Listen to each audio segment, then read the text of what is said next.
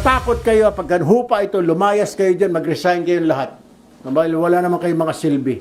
Yan ang hamon ni Senator Erwin Tulfo sa mga kawani ng Department of Migrant Workers, Overseas Workers Welfare Administration at Department of Foreign Affairs na nakadistino sa Middle East na apektado ng gulo ng Amerika, Israel at Iran. May mga natatanggap daw na sumbong si Tulfo na walang sumasagot sa mga hotline ng mga naturang ahensya kaya walang maasahang tulong ang ilang OFW. Kailangan yung tumulong. 24/7 sabi ng Pangulo, dapat kayo bukas.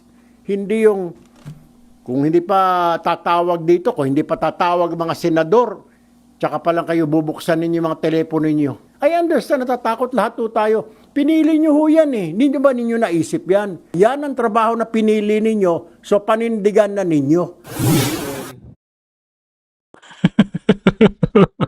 Walang pakalam si Senator Erwin Tulfo kung mauna kayong mamatay kesa nga naman mamatay ang mga OFW. Aray mo, pakak.